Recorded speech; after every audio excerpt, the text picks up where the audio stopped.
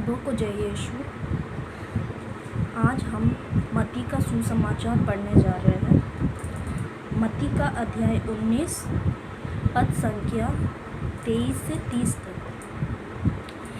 तब ईसा ने अपने शिष्यों से कहा, मैं तुम लोगों से यह कहता हूँ, धनी के लिए स्वर्ग के राज्य में प्रवेश करना कठिन होगा।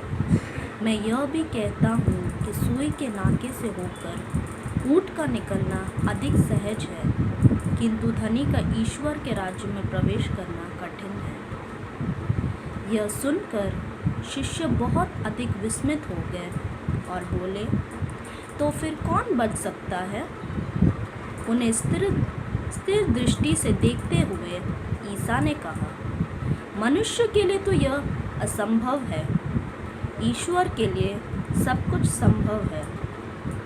तब पेत्रुस ने ईसा से कहा, देखिए, हम लोग अपना सब कुछ छोड़कर आपके अनुयायी बन गए हैं, तो हमें क्या मिलेगा? ईसा ने अपने शिष्यों से कहा, मैं तुम अपने अनुयायियों से यह कहता हूँ, मानव पुत्र जब पुनरुत्थान में अपने महिमा में सिंहासन पर विराजमान होगा, तब तुम लोग भी 12 सिंहासनों पर बैठकर इज़राइल के 12 वंशों का न्याय करोगे।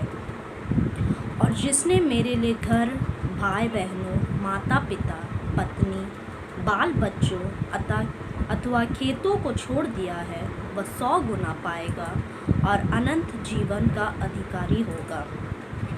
बहुत से लोग जो अगले हैं पिछले हो जाएंगे और जो पिछले हैं अगले हो जाएंगे। यह प्रभु की वाणी है। ईश्वर को धन्यवाद। मैं आज आप सबसे एक प्रश्न पूछना चाहती हूँ, क्या आप सच में प्रभु पर भरोसा करते हैं? कल को अगर प्रभु आपके पास आकर कहेगा कि आपके पास जो कुछ भी है, आप सब कुछ छोड़कर मेरे पीछे चले आओ, तो क्या आप बिना कुछ सोचे समझे प्रभु के पीछे चले जाएंगे? आज के वचन में हम यही देखते हैं कि जब एक धनी व्यक्ति परमेश्वर के पास आकर कहता है कि प्रभु, मुझे अनंत जीवन प्राप्त करने के लिए क्या करना पड़ेगा? तब प्रभु कहते हैं कि यदि तुम अनंत जीवन प्राप्त करना चाहते हो तो तुम मेरे सभी आज्ञाओं का पालन करो। तो वह धनी व्यक्ति कहता है कि प्रभु, मैंने तो आपके सभी आज्ञाओं का पालन किया है। तो फिर प्रभु कहते हैं, यदि तुमने मेरे सभी आज्ञाओं का पालन किया है तो एक काम करो, अपने सभी संपत्ति, पैसे जो है वो गरीब को दे दो और यह सब तुम्हारे लिए रखी जाएगी। तो वह धनी व्यक्ति क्या करता है? वो उदास हो जाता है, मायूस हो जाता है, क्योंकि वो बहुत धनी रहता है, उसके पास बहुत पैसे रहते हैं। और वह क्या करता है?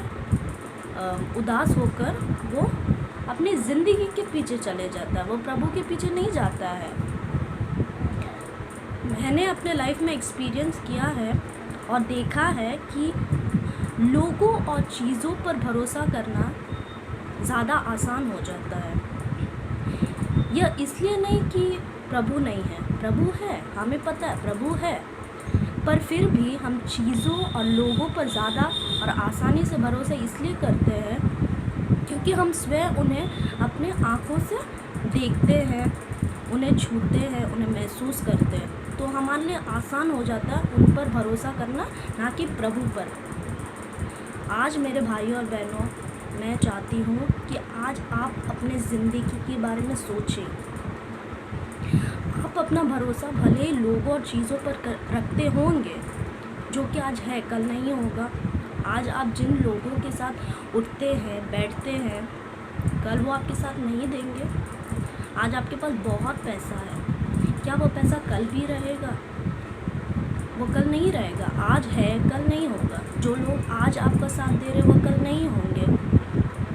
लेकिन परमेश्वर, अगर हम इब्रानियों की किताब 13 और 8 को निकालेंगे तो उसमें लिखा है कि प्रभु ईसा मसीह एक रूप रहता है, वह कल, आज और अनंत काल तक वही है, वह कभी बदलता नहीं है। मनुष्य के दिमाग में बहुत सारी चीज़ें आती है, आज आती है, कल बदल जाती है।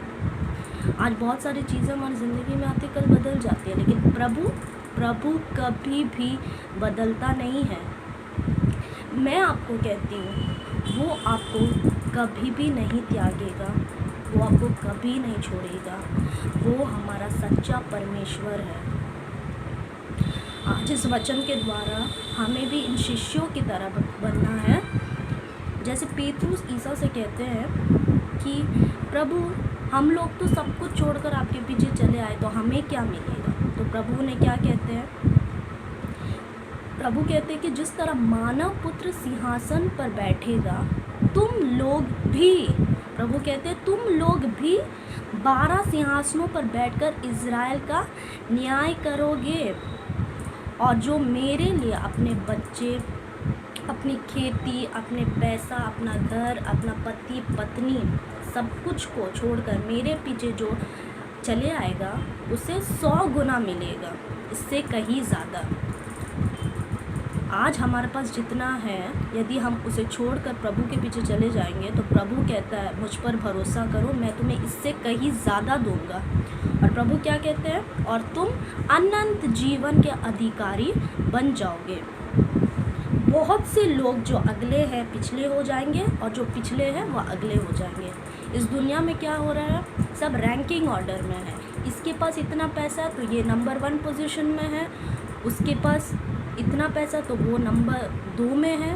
लेकिन जब प्रभु का राज्य इससे कहीं अलग है।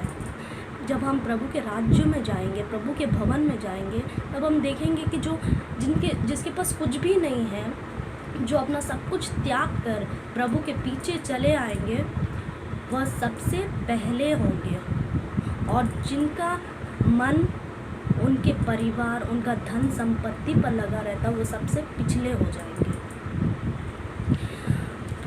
इसीलिए मेरे प्रिय भाइयों और बहनों, आज हम सबों को इन शिष्यों की तरह बनकर प्रभु पर भरोसा करते हुए आगे बढ़ना होगा। मुझे भरोसा है जब हम भरोसा करते हुए प्रभु के पीछे चले जाएंगे, तो वह हमें अनंत जीवन देगा।